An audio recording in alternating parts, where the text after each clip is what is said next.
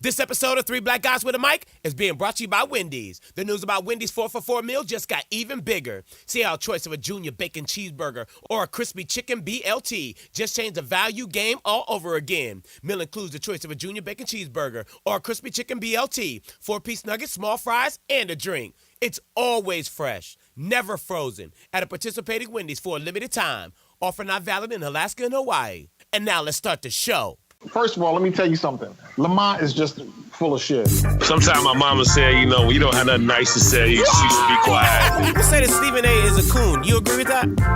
Everybody got quiet on that one? Okay. Are you drinking, Nate? I don't know. Are you drinking? I don't even understand how you could even put Common and Bob Marley and Marvin Gaye. And even Marvin Gaye. I'm saying, you know that, Lamont. Who's on your iPhone, iPad? Who's in your playlist right now that ain't saying niggas? Maynard, I know you a little bit on the right. And Lamont, I know you got that country club lifestyle. All right, so ladies and gentlemen, welcome. This is Three Black Guys with a Mic. Welcome to another episode of Three Black Guys with a Mic. It is Spud, Maynard, and my man Lamont Hayes. Welcome, welcome, welcome. We got a big show for you today. We got a lot to talk about in the political world. And plus, Brandy Davis, author of the book, The High Price I Had to Pay for a Product of the Game. It's going to be a very interesting interview. Make sure you stick around for that one. So, fellas, what's up? How y'all feeling? Everybody's good? Anybody in their feelings? Hell no. Yeah. I got problems. I got shit I want to discuss with y'all, but I'm going to take it offline. What? Whoa. You starting off wrong. You starting off like you just found out that there was no Santa Claus, man. Oh, here you go. I mean, you got your panties in Come the on, bunch, man. Come on, man. Yeah, we're gonna be okay, man. We making it through. It's April already. You know what I'm saying? We still here. You know, Donald is still over there at 1600. He lying. Guess what? And Donald Trump still playing golf. Play a little golf this weekend. I didn't hit no balls at no country club this weekend. Listen, man. I don't know if I'm as mad at Donald J. Trump as I thought I used to be, man, because he out here, man. Donald is living. You know what I'm saying? You jumping on the Trump train? I'm just telling you, I don't jumping on the Trump train. That motherfucker been in a damn caboose for the longest time. Hey, watch your mouth, man. Watch your mouth, man. No, I can't. I didn't know. Did I say something? Yes. What I say? First of all, the Exceller does not have a caboose, okay? Oh, my bad. But Trump don't rock out on the Exceller. He don't rock out. That's Joe Biden. One time for Joe Biden. That's what my man, Uncle Joe. Joe Biden's like, man, damn, I should have ran. If I would have known it was going to be this much turmoil, I might as well have put my hat in the ring. Exactly. Speaking of Joe Biden, the Democrats, man. Maynard, let's start off with the Democrats. Democrats getting some wins. You know, first they helped block Obamacare.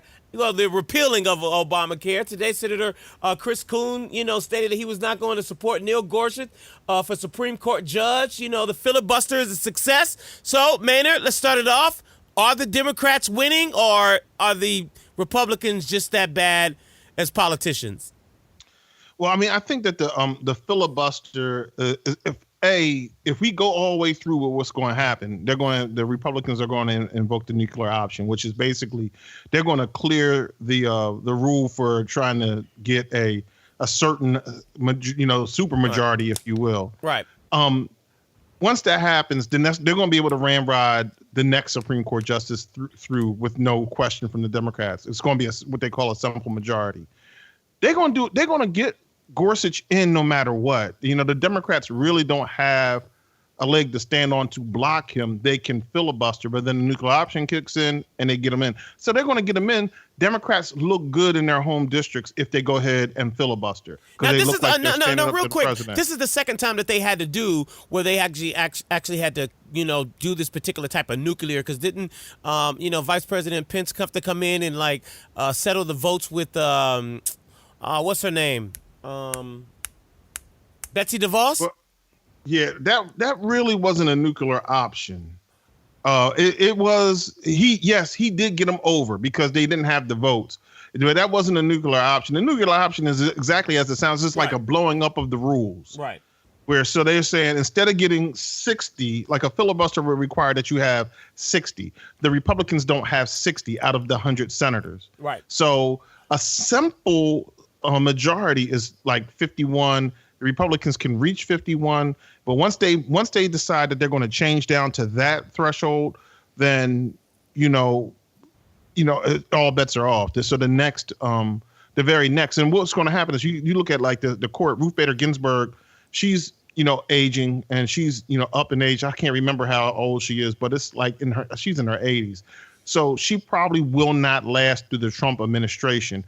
We don't know if Trump is going to last through the Trump administration, but if she's out, then Trump will be able to nominate another person, and thereby they will still have the nuclear option available at that point, and they'll just do 51. There's no real there's no real loss for Democrats to go ahead and force the Republicans to go nuclear option. They're going to get what they want anyway. It makes you look good as a Republican when you go. I'm sorry, as a Democrat when you go home and say, well, I didn't vote for Gorsuch. And people are like, yeah, that's what we sent you there for. So great. Yeah, but doesn't it give the Democrats some momentum at this point? I mean, they're starting to get that's some momentum. What I'm saying. Yeah, that's what I'm saying. But we still got to develop the bench. And we talked a little bit about Joe, and for Joe and Hillary to be out in the front right now, it's anticlimactic to those who want to come up in the ranks because they're afraid, like, if I decide to start getting my money operation on to try to get to the next level, am I going to get clobbered by Joe Biden or Hillary Clinton? And maybe they might not want to jump in that game. Wait, so are you thinking that, Hillary Clinton's going to run a third term? I mean, she's doing some political things. I don't know if that means she is. And I think Joe has already. I could have sworn last week you were like, nah, that's not a good look, because Lamont was saying that, third time's a charm. No, it's not a good look. But she's out there floating trial balloons on it, and I think so is Joe Biden. And I just think that if they do get themselves muddy in here, it's going to send a signal to other young Democrats, particularly progressive Democrats, that we're not listening to you right now. You think in 2018 or you think in 2020? I'm talking about the 2020 race. Now, the 2018 race, anybody who's running in 2018 ain't running in 2020, right? I mean, right. I'm just thinking, you were talking about Joe Biden. I'm just, was just kind of clarifying to make sure that you're thinking that he's going to make that run, in 2020. He's intimated as much. He's kind of put it out there that he's thinking about it. You think he got a chance after he did, took it, and decided not to run this time? You know what? Honestly, Hillary or Joe or me or you pretty much have a really good opportunity against this Don Trump shit. Lamont, you not going Kanye West 2020? Well, see, first of all, let's back up because I still think that again, Maynard's off base. And one time for Hillary, because I just saw this and pay attention. By the time this episode is up, now, Maynard, tomorrow morning that Chelsea's going to be sitting down with my man Charlie Rose, right? Right? Okay. On, I'm a CBS guy. And I keep saying to myself, Chelsea's kind of always on the laid back tip. You know what I'm saying? Only her and Bill come out when it's time to make a move. You know what I'm saying? Mm-hmm. So why is Chelsea starting to do the rounds? You know what I'm saying? And again, she's starting at CBS. I heard she's got a couple other things that she's going to be doing in New York City tomorrow. Yep. Sitting down with a few other people doing some interviews. And I'm just asking myself why. So don't throw Hillary in the trash, as you've done so eloquently in the past several episodes, because she might just still have some gas in the tank, player. See, here we go. Here we go with the foolishness. Yo. Come on, man. What? Yeah, we need new blood. Let me tell you what we know right now to kind of take it back. Barack Obama passed health care, right? It wasn't the best health care bill. It wasn't the worst. It was the first step. It never had been done. The country is forever on the trajectory of providing health care to people. We can't change that. I don't know. And that was something that, although Hillary was a big proponent of it back in 94, Barack did that. I don't know if there's a Hillary Clinton thing right now that she could put the country on a path to. She's not a champion of some big, huge cause. And right now, the progressive wing of the party is all about big, huge gestures, huge things, not bureaucratic gestures, not like, oh, I run an efficient government. They want a big thing to happen. Energy, independence or something like that. That's not really her space, and that's why the progressives rejected her. So should we just tell Chelsea don't come to the station in the morning? Yo, Should Chelsea just stay home? I'm just asking. You think Chelsea? You think that's what she's doing? That she's preparing? I think she's probably preparing to release a book or something like that. That's what I would imagine. Or maybe she's even thinking about making her own run. I mean, it is her time. She's she's a woman now. It might be her opportunity for her to be able to separate herself from her mom and her dad. I mean, it's time for her to make her own. Steps. Don't you think? Right. I think that there's some really great opportunities for Chelsea to serve in a local district, as maybe run for city council or mayor or. But you are so disrespectful, bro. What has Chelsea been elected to? But she got to start though, Maynard. Though. Right. Yeah. She got to start. Does she have to start at president? No, we didn't say that. Okay, I'm saying Maynard. I said she should get a start. She could be at city council, mayor. She could city be council though. Governor. Come on, man. What do you think the mayor is? If you're the mayor of New York, you just basically another council person. Ooh. You're on. The mayor is on city council. So you mean to tell me that now Mayor Bill de Blasio, who said that he was going to, close Rikers Island, he is only basically a city council person? That's basically what you're telling me? So right. He's saying he's a city council person who happens to be the mayor. The mayor. You're elected to city council as mayor. He ain't elected as governor. Maynard, this is a podcast where everybody has an opportunity to voice their opinions. So what that means is for you to fall back for a minute and let somebody else speak for a change. You did that to Delicious last week. I ain't going for that foolishness. Oh my God. So basically, Spud, what he's saying is that Bill de Blasio is like what was her name from the It's like Monica Conyers. It's like Monica Conyers. No, the other one. Mary Wells. Mary Wells. So let me ask you guys something. Do you know how? No, like Bill de Blasio how many votes on city council does Bill de Blasio and Charles Pugh are equals? That's what you are saying. Whoa. Well, I'm not going to get into that. That's all. I mean, because at one time, at one time, Charles Pugh was a city council president. That's what you are saying. Look. No, why? See, now you out here about to get Charles Pugh in something. No, you don't. Charles Pugh already got his problems. He already got his issues. Right. But how many votes on city council does the mayor get? One. Any other city council person on that same council gets one vote. The mayor don't get two votes. He don't get to overrule votes. He gets one vote. Bill de Blasio gets one vote. So does all the other council persons. Man, we see. I hear what you're saying, but what I'm saying is that you can't put, and I had to get it right. I had a brain freeze. But Martha Reeves and Bill de Blasio are not the same thing. It's not. And one time for Martha, and we love Martha Reeves, but it ain't the same thing, Playboy. It's not. I mean, all around. Not like Martha, player. No, that's not how this is going down. Not on this podcast. You really making us look bad right now, Maynard, by you spewing that kind of rhetoric.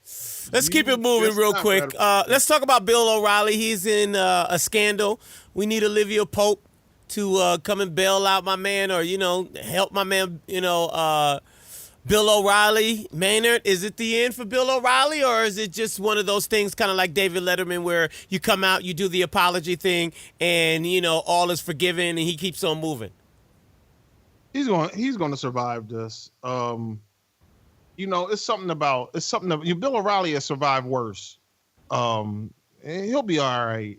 I think that he should be fired, but, there's another thing, because he did have some troubles in the past with, some sex scandals, and then his wife's the divorce and all that kind of craziness.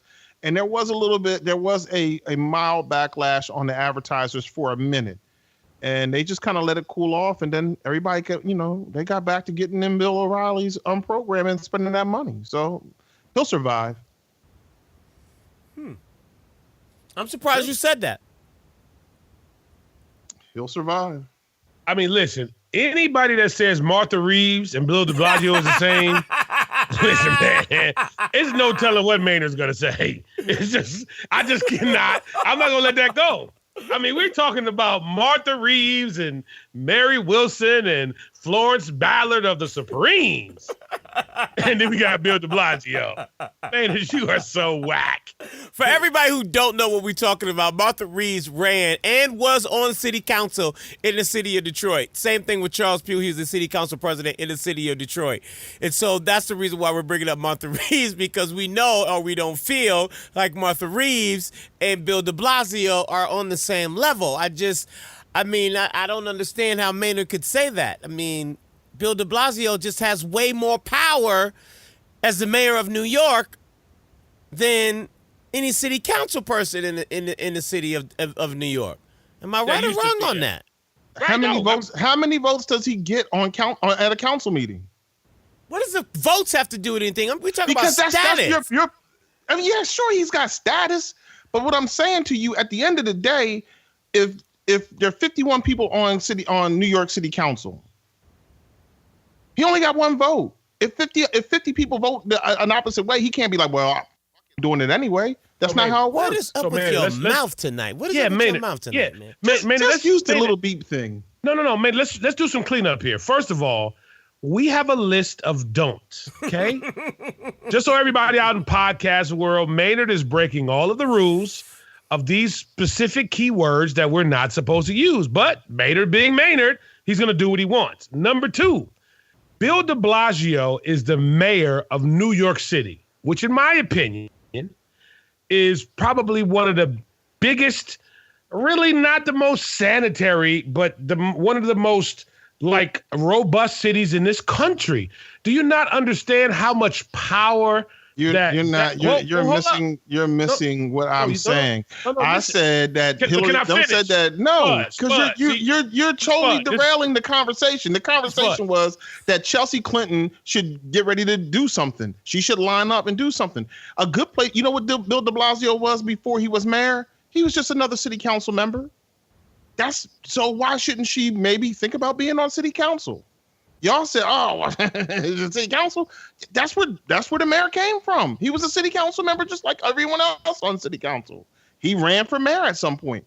He basically became the mayor of New York City. He's still a city council member.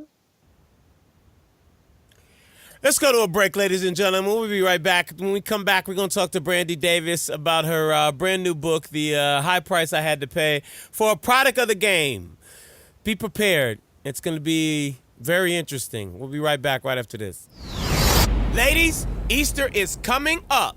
Now, we all know that if we don't go to church but one time a year, it's definitely Easter Sunday. And we want you to look good on Easter Sunday. So, thank you so very much to our newest sponsors, our friends at Touch of Beauty Hair Extensions, because they're giving you the hookup just in time for Easter. Touch of Beauty Hair Extensions provides premium version Remy hair frontals, closures, and hair extensions. Visit them online today at touchofbeautyhairext.com and place your order just in time for Easter. Now, you can order from their Touch of Beauty collection or their exclusive Southeast Asian collection. Now, because you listen to this podcast, ladies, because you listen to 3 black guys with a mic, Touch of Beauty Hair Extensions is giving you 25% off of your order. All you have to do is enter the coupon code Easter25 when you place your order, and you get 25% off. Again, that's Easter25, and you get 25% off of your order. You ain't got to worry about standing in the line at the beauty supply store. You ain't got to worry about if your stylist picked up the hair or none of that stuff. All you got to do is go online and order. It's going to come right to your door. www.touchofbeautyhairext.com. Now, the order ends April 8th, so you got to do it today. Don't be waiting around till April 8th. And you in church patting your hair, go to our friends at Touch of Beauty Hair Extensions and get yourself the hookup for Easter for 25% off. Again, that's www.touchofbeautyhairext.com. Now, back to the show. Welcome back to 3 Black Guys with a Mic. It is Spud, Lamont Hayes, my man Maynard Scales. We are joined by author of the book, The High Price I Had to Pay for a Product of the Game, sentenced to 10 years for a non-violent crime. Miss Brandy Davis, Detroit native. We all Detroit tonight, man. Brandy, thank you so very much for joining us. How are you? I'm doing good, and thanks for having me. Thank you so very much for, taking the time. I read the book. And, I was just telling the guys, they didn't get the opportunity to be able to read the book, but, I was telling them, I was like, yo, I was reading the book like I was, it's such a page turner. And I was reading the book like, oh my gosh, what's going to happen? What, did JT really do that? Oh my God, I can't believe AJ really did. What in the world? So let me just first congratulate you on the book and actually, writing a fantastic book as well as just becoming an author by, yourself. Let me just first ask this. How is your mom? I mean, after reading, this book and all of the things that all your entire family went through. I mean, I just was so sympathetic for like all the things I'm sure your mom had to go through. How is your mom doing? My mom is actually doing good. She's doing better than expected, especially since, the past year, I lost my father. Mm-hmm. So she's doing better than expected. I think her grandkids is what keep her going. We just added 2 new grandbabies to the family. My older sister just had twin boys and they 2 months. So it kind of keep her busy. And she's like an active grandma with her grandkids, so she's doing all right. Nice. She's doing all right. Nice. Considering the circumstances, Nice. All right, so let's get into the book. What made you write the book? Well, actually, everybody always told me, like, when I first went through my case, all the way up to I turned myself in prison, all the way while I'm in prison, my girls are like, yo, you need to write a book. You need to write a book about your story because it's crazy. Like, a lot of people wouldn't expect when they see you that you will have a story behind, behind you and what you went through in life.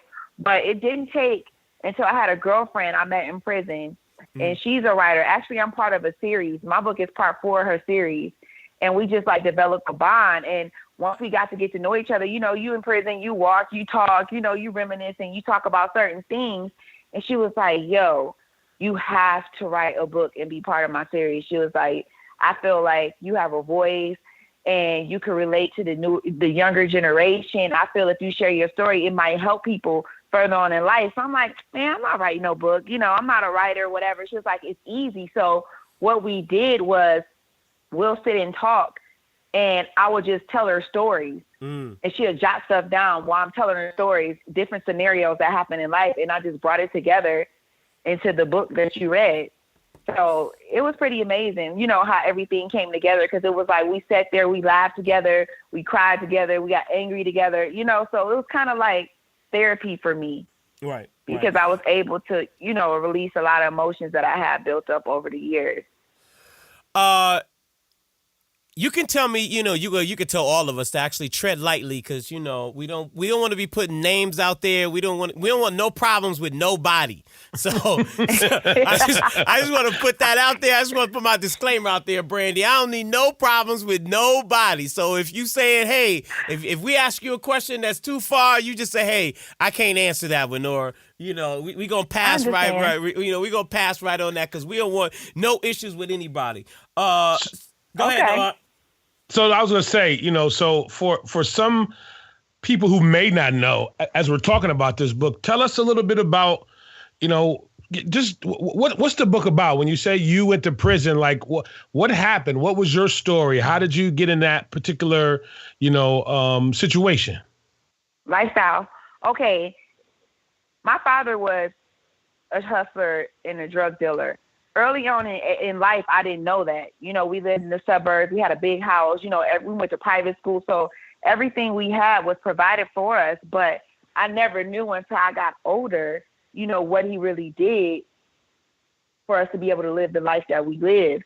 And I kind of admire my dad, like, so much because of how he took care of my mom and how he took care of his family. So I always, in the back of my mind, was like, when I get older, I want to get a man that treats me like my father treats my mom, or takes care of his family like my dad takes care of us. So that's why the subtitle of the book is The Product of the Game, because it's like, it was kind of a gift and a curse.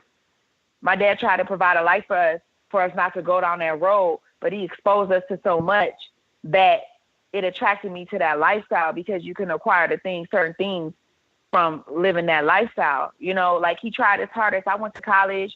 I graduated from college, but I always was attracted to men that emulated my father, which were drug dealers, and hustlers. So I got in a relationship. Every relationship I had was with that type of man. And even though I went through different struggles and different things in a relationship, I always gravitated to those type of guys. Like my son's father, before him, it was somebody else. And then they might have went to jail or got murdered or something, and then I'll still meet the same type of guy. So really, it was just a revolving door. Because in the book, you talk about, you talk about, you used to hang out with Meech, and, who was like the leader of that organization, and y'all was in the club, and y'all was popping bottles, and, Diddy was respecting, Meech, and so forth and so on. And we all know stories of, BMF, and I had the opportunity to interview Big Meech a long time ago when I was on the radio in Detroit, and so the respect is there, And even going to, being with Magic, who was your son's father, that was amazing for him to be able to just cash you out, on a house and so forth and so on. I mean, it's just amazing. I mean, again, the book is amazing. So, going from, BMF and then being being with your son's father, how was that transition, and how long was that, that you and Magic was together? Well, I was hanging around my childhood friends, like the ones I seen in the club before I met Magic. I met Magic later on, from being around them. But we were together from the time I was like 19 until he passed away when I was 23. He passed away when I was 23. But like when we were together, it was just like I said, I was around before him. So us dating and being together was like we did everything together. Mm-hmm. We had our ups and downs or whatever, you can imagine with that type of lifestyle. But it was just crazy because he set the bar so high. Right. Like for me. Yeah, buying a $500,000 house. Yeah, it's like he set the bar so high. So at that age, I really didn't know. I was just living my life. I wish I could, if I known the things I knew now, a lot of that money I would have been putting to the side or invested in something so I could open up a business for myself, mm-hmm. But at that time I was so young, life was just like a constant party. You flying here, you going there, you doing this, you doing that. Like every day was like a constant party. So like I said, if I knew the things I knew now, I would have set myself up so I can have something on my own in the future. So it's kind of like like I said, a gift and a curse because I had everything, but in the blink of an eye, everything I had was taken away when he got arrested. Right. I couldn't afford no $7,500 worth of bills a month. So you went from living in your father's home, who later on you learned to be a dope dealer. You were attracted to men who sold dope or at least had financial means and all the fast lifestyle.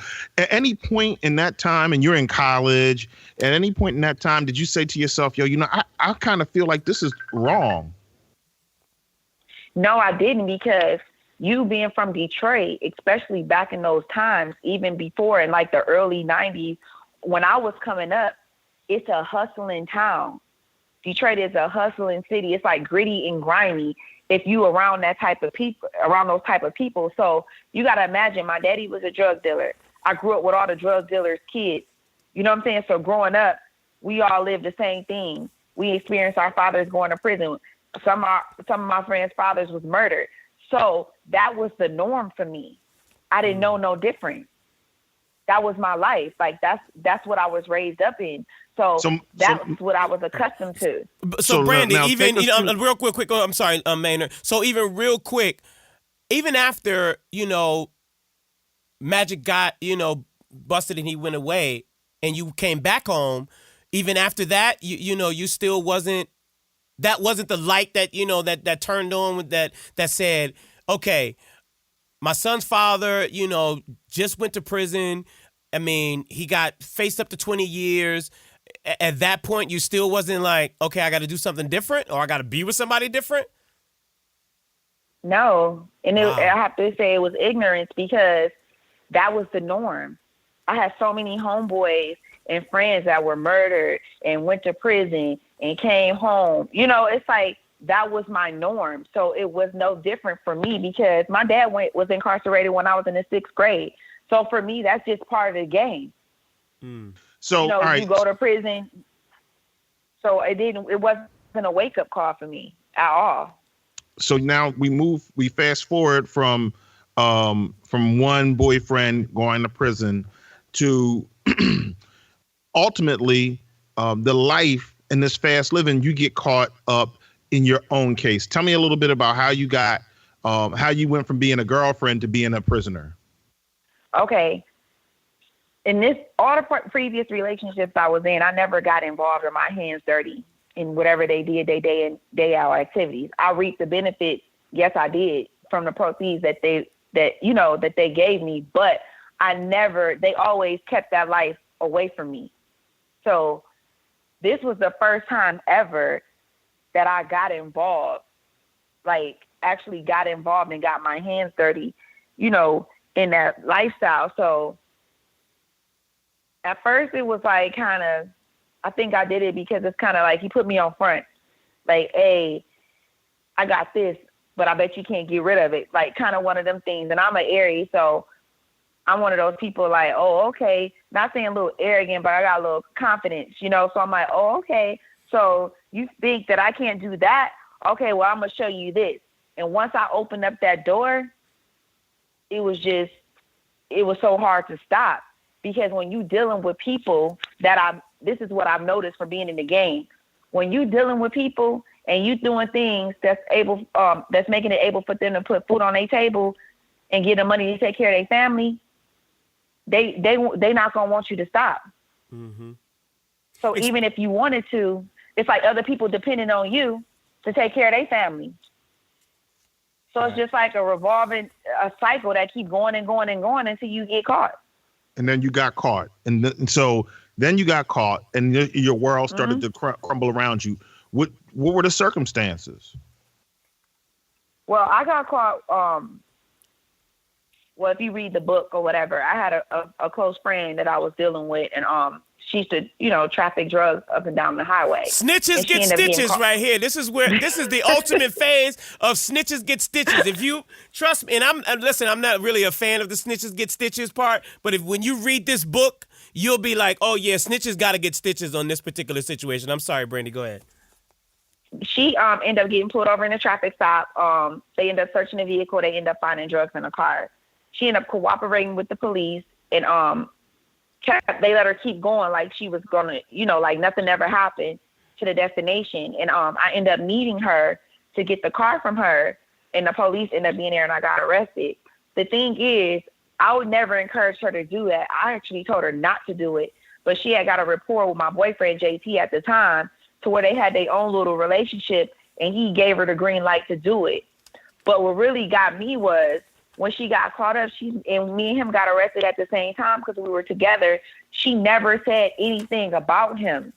And she pointed the finger at me. And you could tell that the feds wanted her to say something about him, because during her interrogation, they kept mentioning him up, bringing up his name. And she kept saying, no, not him, Brandy, Brandy, Brandy, Brandy, Brandy. And a lot of things that she said was untrue. I'm not going to sit here and say I didn't do nothing. I take full responsibility for the part I played in my crime, and I did my time for it. But a lot of things she lied about. But see, in the system, a person can lie. If they really want you that bad, they can make up stuff about you, and they can still count it against you. So I just felt so betrayed, because this is the girl who I welcomed in my home, even when I was with Magic. When she was in college, we paid her last semester at Spelman for her to go to school so she can graduate, because she didn't come from a family with wealth. So she was busting her ass working to go to school. And her last semester, she wasn't going to be able to graduate because she didn't have the money, and I gave her the money for her to graduate from college.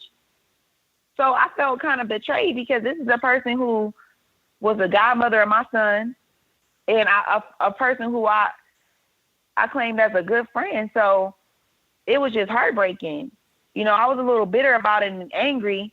I mean, I'm over it now, but it was just like, it made me think like, was she really dealing with JT behind my back or something? Because why was her loyalty with him? I just couldn't understand it.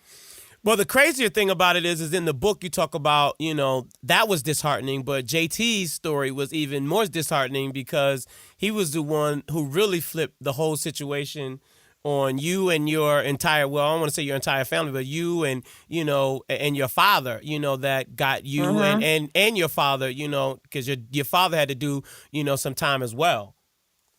He did. And the thing that hurt me the most is, okay, I felt like, okay, I got in trouble and I took the rap for my time. But why would you bring my father in this? And my father welcomed you into his home and treated you like a son, you know? So it's like, okay, I took one for the team. So why would you bring him into the picture when I was already doing time or I was getting sentenced on time? So I was already being taken away from my family. So why would you do that to my family and take my father away, especially at like 65 years old? Yeah. Like he was an older man. So now, you're getting sentenced. You about to do time. You seeing that your homegirl, your boyfriend, they all fell away. The loyalty and the love that, you know, that lots of people who are in this life, like, yo, you know, we all remember CMB, we all we got, and ultimately Nino had to put one in old boy's head. When was it when you said, yo, you know what, that life I was living was too reckless. It's not the life for me, and I'm about to make a change? When I turned myself in and I got those shackles on my ankles and my wrists, and when I was sitting in that prison cell by myself, I ain't had no time but to think. And I just reflected on my life and just thought about how much heartache and pain I brought to my family and how I just felt like I disappointed my son. Because it was like, okay, he lost his father at 9 months. He don't even remember his father. And then it was just me and him. And me living the lifestyle that I led, thinking I was helping him. In the long run, he got hurt the most because I was taken away from his life for an extended period of time. So I felt like I neglected and abandoned my son. So that really hit me hard because I just felt like I failed as a parent. What did you have to, you know, what did you have to say? Did you say anything, you know, because a lot of times when, you know, parents go away, you know, they say, hey, I got to go, you know, for work for a certain amount of, I mean, was there a specific type of conversation that you had with your son, you know, when you went away? Well, he was 3. So when everybody turned me, rode with me to drop me off, I let him go ahead and go to school. Okay. So he was so sharp at such an early age because I'll call him from prison. And one day, you know, I was like, my mom and them said I was at college. And I was like, hey, and he was like, Mom, you at school? And I'm like, yeah. He was like, well, you are. Where your teacher at? I was like, well, she over there. He was like, well, put her on the phone. So I'm like, hold on, wait a minute. Like, hold on, you questioning me? Like, he 3 years old, but asking these type of questions. But what really got him was when they first came to see me, you know, he came in the prison. And when he came in there, he was like, Mom. I was like, what? He said, you not at school, you at college. He said, you see these people, you see that bars, them police right there. He said, Mama, what you do? So I was just like, oh, my God. You know, and he was 3 years old asking these type of questions. So, you know, I didn't really go into depth with him because I feel like he was too young for me to explain those things to him. But as he got older, I try to talk to him about it now, and he doesn't want to talk about it. So I'm not going to put no pressure on him, you know, to speak about something that he doesn't want to talk about. But he did have an interview with these people. They did an interview on him about kids that was left behind. And my mom said when he did the interview, I was still incarcerated at the time. They was like, so your mom went to jail. Do you want to know what she did? Or are you curious about what she did? And he was like, no, I don't know. And I don't want to know. So I leave it like that, you know, but if he's open to talk about it.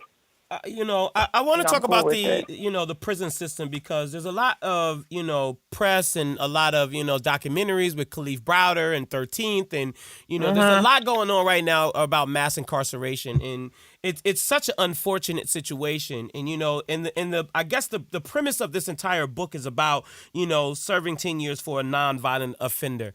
And, you know, 10 years is a long time, you know, in the Fed joint. You write in the book between 1980 and 2010, you know, the number of women in prison increased 646%, rising from 15,118 to 112,797. Today, there are over 205,000 women in prisons and in jails. Approximately 10% of this population in federal federal prisons, many of them serving decades, plus for violent offenders. And it's so unfortunate, about what the prison system does to African Americans, even, going back to Magic, who passed away in prison because they wouldn't give him any, medicine. He died of an asthma attack.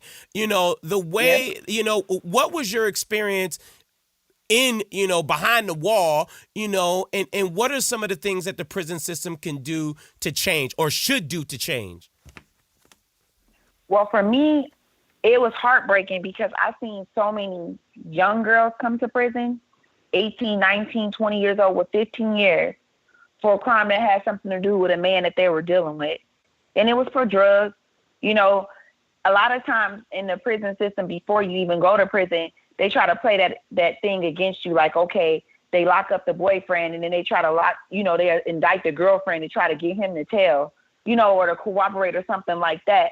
So I've seen a lot of situations like that. And I've seen a lot of real old women in prison. And it's like they grew old in prison. They came to prison in their 30s and they was in there and they were 60 years old.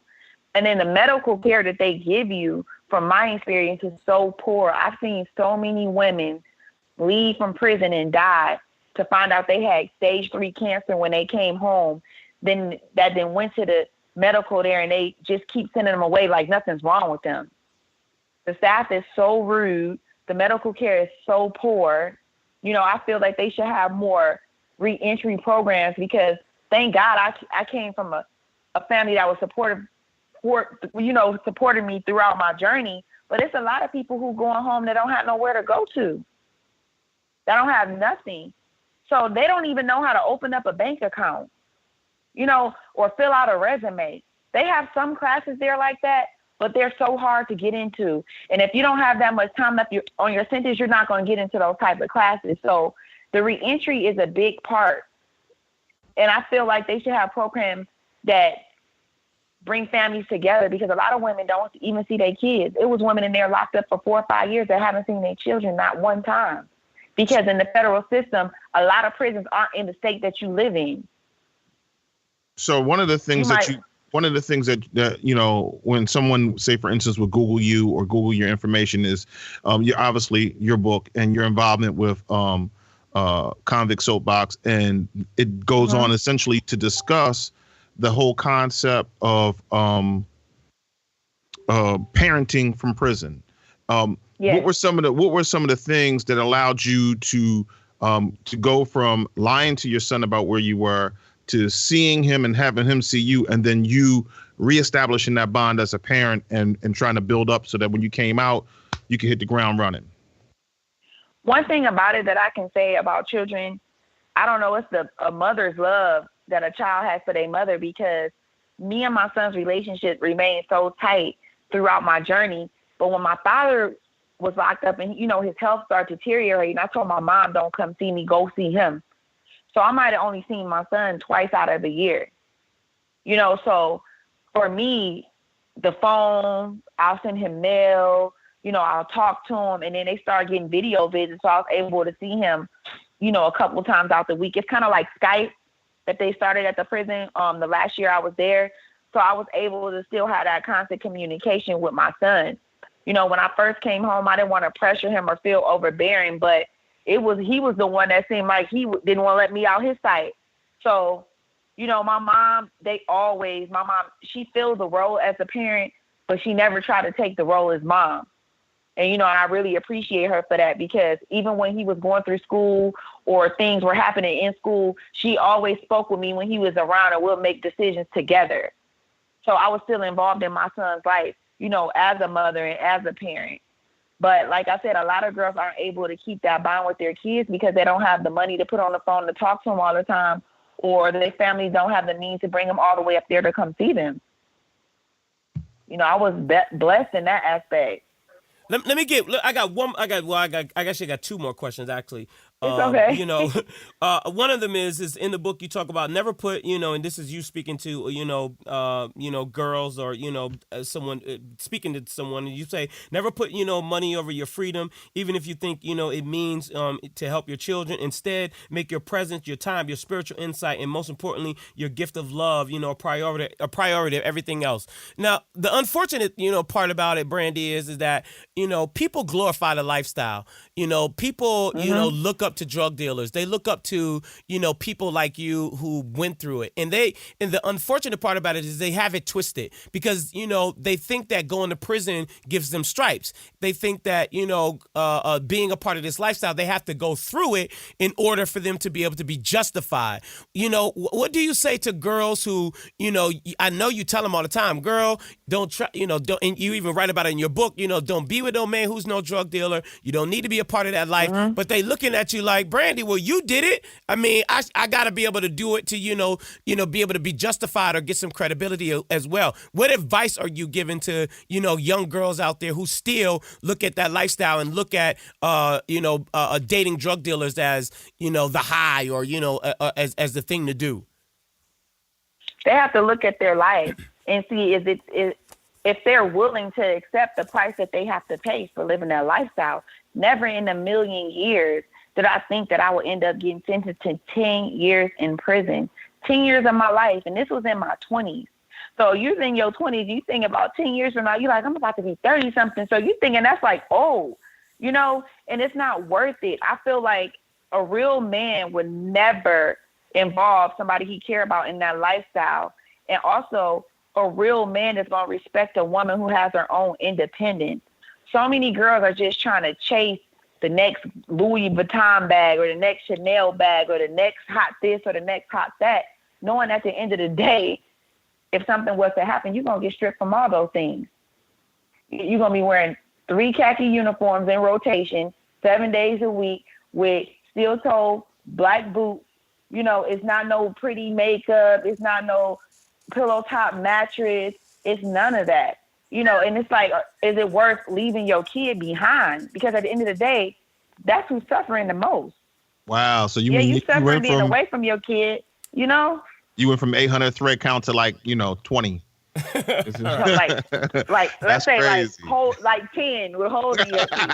You go to laundry, you like it's a hole, and they like, oh well, you better take it and you bring it back next week. Washing your sheets once a week, sleeping on a plastic mattress, having to share your space with somebody even if you don't like them, having to use a public bathroom, having to use a public shower, having to take a shower with shower shoes on every single day, eating food out the pack. Like, it's nothing pretty about that lifestyle. And I hate that when people do that. Like, oh, big up to you, so much respect. Like, respect for what? Respect for leaving my son for 7.5 years? Respect for leaving that burden on my mom to raise my son? Respect my family spending their hard-earned money, getting on the highway to come see me in prison. Like, it's not a good look. So, Brandy, let me change the direction just a little bit. At first, I gotta say, as I've sat here and I've listened to, to the guys, or to the other 2 black guys, talk about you and your journey, your story. I gotta commend you on your ability to share. I have to definitely, commend you on whether you realize it or not. You're teaching somebody behind you, somebody that's probably not in your immediate family. So you gotta, I call it a W. I definitely got to give you a big W for that, because what you're really doing is that you're helping a lot of people. You're helping them understand that you're right. It's a little bit deeper than just that Louis bag that you have in your hand. And we can take this discussion in a whole different area of that kind of activity, where it really comes from and what you're really being used as, you know what I mean, in terms of labor and in terms of financing, so many other different things. But we'll leave that alone. But here's what I wanted to ask you, because as I was doing my study on you, is that I found that you were a graduate of Bishop Borges High School. And, correct? Yes, I was graduate of Bishop Borges. So I heard you talk about a college experience, and or maybe I might have, whatever. But it just seems like you have this strong ability to communicate. And you've obviously put that into the book, that it overwhelmed Spud so much that we're here talking about it now. So now I have to read it. But just as Maynard said earlier, I was reading some of the stuff that you were writing while you were incarcerated, and you just seem to have this real strong writing skill. So where do you plan to take that? I mean, are there more books coming? Is there TV coming? Is it, what's in your future? Because we've talked about what happened before, and I'm cool with that. But I'm always very big on what are we going to do tomorrow? Well, I did write another book, but it was kind of fiction. It was based on my life, but fiction. That way I can elaborate on more things. A lot of people like to hit you with lawsuits or defamation of character and things like that. So I kind of went the fiction role, but it's based on true events that happened in my life. So I have that, but, I have a team, that's into the industry, and they're like, they don't want me to release a book. They might want to do something for it as far as like, a series or something like that. So that's what I'm working on as well. I'm doing a lot of speaking engagements. People, inviting me to speak at certain engagements. And my main focus really that I want to do for me giving back, I want to start a nonprofit to help inner city kids and young kids, who are caught up in that environment. And I just want to show them that it's another way out. They don't have to go that route. You don't have to be a product of your environment. You can be different and stand out and go in another direction in life. So my main thing like that is like I said, it's for the youth, because when I came home, things are so different. This new generation is like crazy. Like I see the things that they post on Instagram, and it's just like mind boggling. So my thing for me is to reach out to our youth, because if they continue to go this route, I mean, I don't know what their future holds. It's scary. So I know you got a good relationship with, with Stevie J. We're not going to see you on Love and Hip Hop Atlanta, are we? No, you're not going to see me on Love and Hip Hop Atlanta. No way. I was just asking. If I was going to DVR you on and be like, oh, there go Brandy. No, you're not going to see me on Love and Hip Hop. My last question was about, it's more about the gossip, and you talked about, not being sued because, people take you to court. But in the first, second chapter, you talked about being at the Shark Bar in the A, and you talked about meeting a well-known rap star and producer, but you didn't put the name in there. And so I was going to ask you, you can't give me the name, can you? No, I'm not going to give you the name. Oh, I was like, oh man, I thought I was gonna get some juice, man. I was like, she had to tell me who this, big rap star is with a, another R&B megastar, and I was like, oh, but she didn't drop the name on there, so now I get it. You don't want them to sue you. No, I just don't do that. I feel like that was a part of my life, but I don't feel like people have their own lives and everything going on like that, so I didn't think it was a big deal to, share the name. Cool. So and I'm going to be done with this. You have all these loyalties growing up with these friends. You spent this time. You found yourself maybe betrayed. You go to prison. You go. Not maybe. No. Let me take that back. Not maybe betrayed. How are you going to take back what I'm saying? And the only reason why I'm taking you back is because I read the book. It's not maybe. I mean, when you read the book, you'll be like, yo. We want to go see homeboy. No question about it. Not maybe betrayed twice. But you in the street, you ready to go see folks? Okay, so hold on. Let's just find. Okay, I'm sorry. I'll take a step back. All right. So now 2 things. When you look back on the territory that was being covered by this drug operation and the part that you played and where that is, and you look at the cities that particularly black and brown people, they were decimated, A, how's that make you feel? And then B, the last thing is, do you have relationships with those individuals still where you find yourself saying, I still love or care for or like so-and-so or this person, I wouldn't mind seeing them, but maybe not where it once was? Well, for me, I never looked at it like how you said from that aspect until I got into prison, and I was in this program called RDAP. It's like a drug treatment program, and it's based not really on drug usage, but your thought process. So when they start breaking things down for me, I was thinking to myself, and I'm like, oh my goodness, like I never looked at the trickle down effect that my actions played a part in. I have I grew up with family members who smoked crack and who was on drugs, but I never looked at how my hand might have played a part into another child's household whose parent was on crack, who didn't take care of them like they should have, and how many communities that I may have destroyed, my hand that I had my hand in. So it kind of made me feel bad. And maybe that's the reason why I feel so passionate about helping those kids who are affected by those things, because I know for a fact that when I was doing the things that I was doing, it trickled down into those communities. And let me ask you this, So and I'm gonna let you go. we're gonna let you go because I know we took you, longer than we were supposed to. But 50 Cent said It's that he okay. was doing, a documentary, or not a documentary, a TV show on BMF. Will your story be a part of that? No, Okay. actually, I don't know. To be honest, I never spoke with any of those people. I still have contact with my people who are, engaged with those things with the show. So I don't know what parts are they gonna play, or if Magic gonna be a part of it. I don't know. I really don't know. All right. To be honest with you, Well, but Brandy, we're going to let you go because, we've talked to you, way longer than I told you. For people who want to, listen, I mean, I'm really not an endorser of, a lot of things, but you got to read this book. I mean, for more reasons than one. It's just a good book. And then two, I mean, just about, not beyond your story and just to be able to see, how the effects of, the drug world works. I mean, it's just an amazing book. So congratulations again. For people who need to buy so much. where do they need to go and actually get it? They can go on Amazon.com, Okay. BarnesandNobles.com, and you can also on my Instagram page is @FreePrettyGirls. And if you go on my Instagram page, you can click on the link in my bio, and it'll direct you to the site where you can purchase the book as well. Cool. Brandy, thank you so very much. Have a fantastic night. Thank you so Thank very you, much for sharing guys. your story. Thank Have you. a wonderful Thanks night. for having me. Thank you. right. Thank you. You too. All right, thank you. Bye-bye. Bye-bye. There is nothing more sexier than seeing a classy, sexy, pretty, beautiful, long hair flowing woman puffing on a cigar.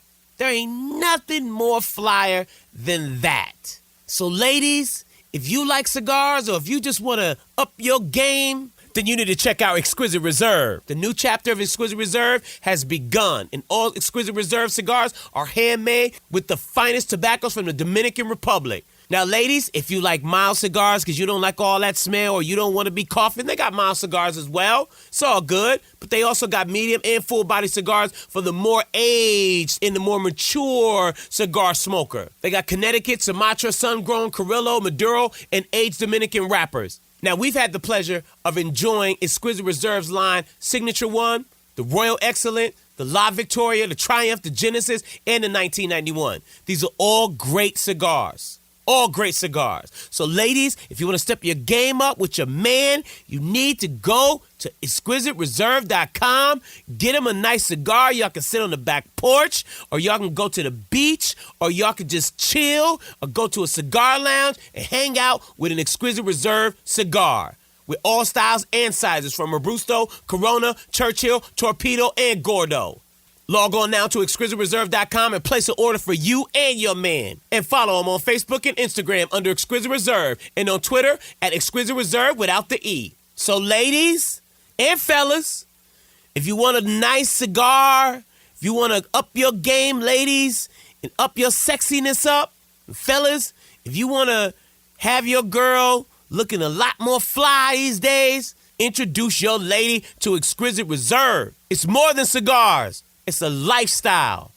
Wendy's, Wendy's, oh, how we love some Wendy's. The big news about Wendy's 4 for $4 meal just got even bigger. You know what it is. Wendy's been down with us since our podcast started. So, see how a choice of a junior bacon cheeseburger or a crispy chicken BLT just changed the value game all over again. Meal includes a choice of a junior bacon cheeseburger or a crispy chicken BLT, 4-piece nugget, small fries, and a drink. So if you need some fresh food, not frozen, if you need fresh food in your life, you need to head over to Wendy's. It's all fresh, never frozen, at a participating Wendy's for a limited time. This offer is not valid in Alaska and Hawaii.